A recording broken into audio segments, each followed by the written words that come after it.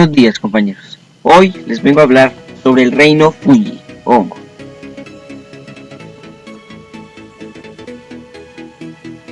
Este grupo designa un grupo de organismos eucariotas, entre los que se encuentran los mohos, las levaduras, los organismos productores de setas. Estos se clasifican en un reino distinto al de las plantas, animales y protistas.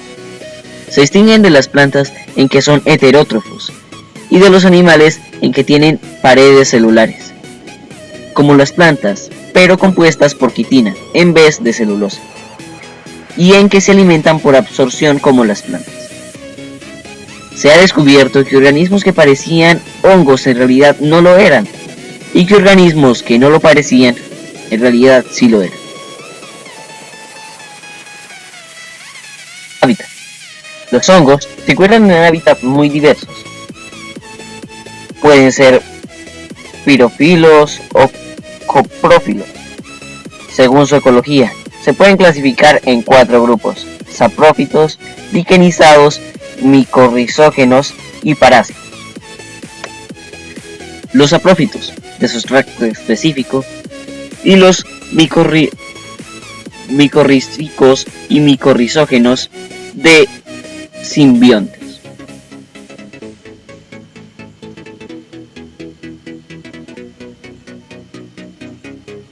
Ahora miraremos su clasificación. Se clasifican en ascomicota, que son los que crecen sobre una gran cantidad de seres vivos, ejemplo, plantas. También existen los basidiomicota, su forma de sombrilla, oreja, coral, gelatinosos, etc.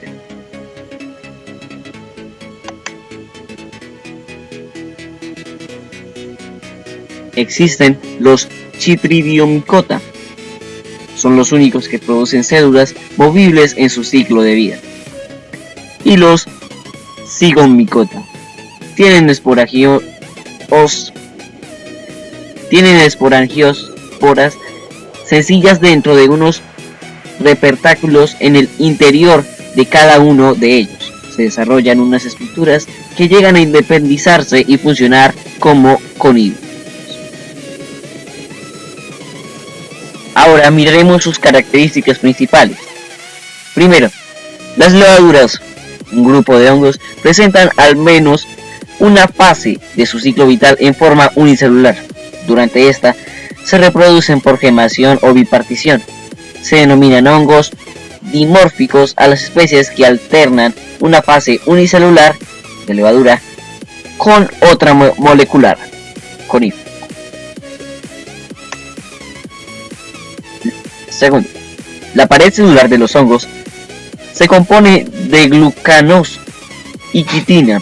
Los primeros se presentan también en plantas y los segundos en el exoesqueleto de artrópodos.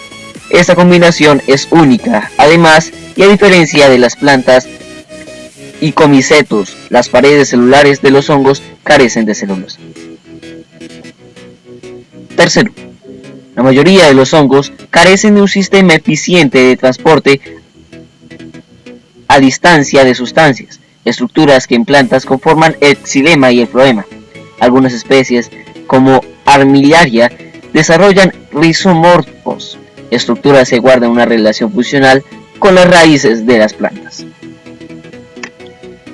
Cuarto, en cuanto a sus rutas metabólicas, los hongos poseen algunas vías biosintéticas comunes a las plantas, como la ruta de síntesis de terpenos a través del ácido mevalónico y el pirofosfato. No obstante, las plantas poseen una segunda vía metabólica para la producción de estos isoprenoides, que no se intenta en los hongos. Los metabolitos secundarios de los hongos son idénticos o muy semejantes a los vegetales. La secuencia de aminoácidos de los péptidos que conforman las enzimas involucradas en estas rutas biosintéticas difieren, no obstante, de las plantas, sugiriendo un origen y evolución distintos. Otra característica es que los hongos carecen de fases móviles, tales como formas flageladas, con la excepción de los gametos masculinos y las esporas de algunas filogenéticamente primitivas. Además, no poseen plasmodesmos. La mayoría de los hongos crecen como hifas, estructuras cilíndricas y filiformes. Ahora miraremos cómo identificar uno. El primer paso para identificar es su aspecto microscópico de la colonia. Segundo, su tipo de hifa. Tercero, colocación de los esporófaros. Además, miraremos la presencia de esterigmatas o conidióforo y el orden que presenta.